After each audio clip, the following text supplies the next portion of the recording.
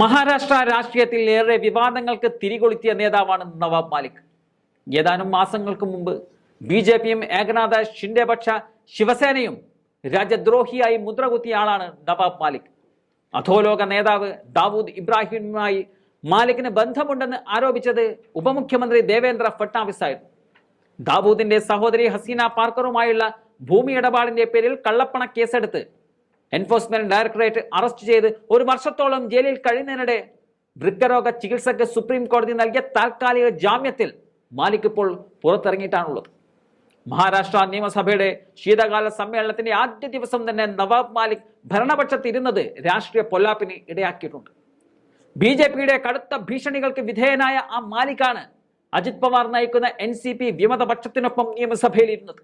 ആ ഇരുപ്പിനെ ചൊല്ലി പൊല്ലാപ്പിന് തിരികൊളുത്തിയത് ഉദ്ധവ് താക്കറെ പക്ഷ ശിവസേനക്കാരനും നിയമസഭാ കൗൺസിൽ പ്രതിപക്ഷ നേതാവുമായ അംബാദാസ് ദാൻവെയാണ്. പൊതുവെ നിശബ്ദനായി അറിയപ്പെടുന്ന ദാൻവെ സഭയിൽ പൊട്ടിച്ച ബോംബിന് പക്ഷേ നല്ല പ്രകമ്പനമായിരുന്നു. ബി.ജെ.പിയും അവരുടെ സൂപ്പർ മുഖ്യമന്ത്രിയായ ഉപമുഖ്യമന്ത്രി ദേവേന്ദ്ര ഫട്നാവിസും ആ പ്രകമ്പനത്തിൽ ശരിക്കും കിടുങ്ങിയെന്ന് പറയാം.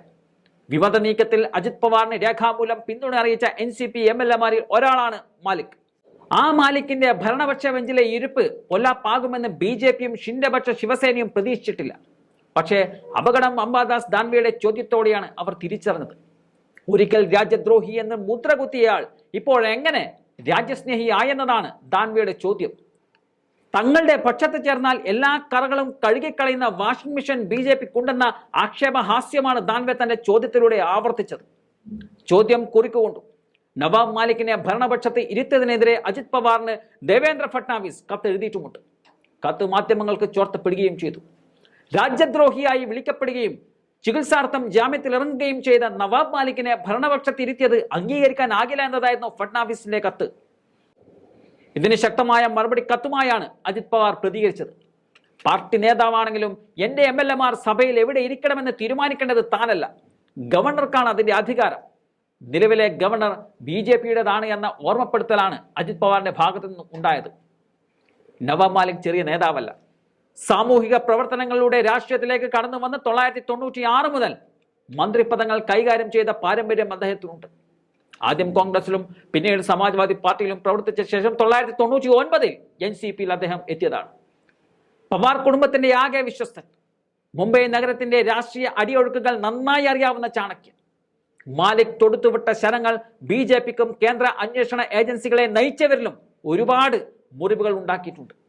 അതിന്റെ എല്ലാം തുടർച്ചയെന്നോണമാണ് വർഷങ്ങൾക്ക് മുമ്പ് നടന്ന ഭൂമി ഇടപാടുമായി ബന്ധപ്പെട്ട കേസ് കുത്തിപ്പൊക്കപ്പെട്ടതും അതിന്റെ അടിസ്ഥാനത്തിൽ ഇ.ഡി.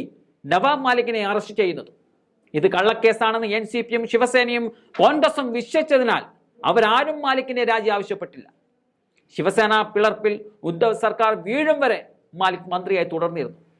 ഉദ്ധവിനെ അട്ടിമറിച്ച് ബി.ജെ.പി പിന്തുണയിൽ ഏകനാഥ ഷിൻഡെ മുഖ്യമന്ത്രിയായപ്പോഴും നവാബ് മാലിക് അകത്തായിരുന്നു.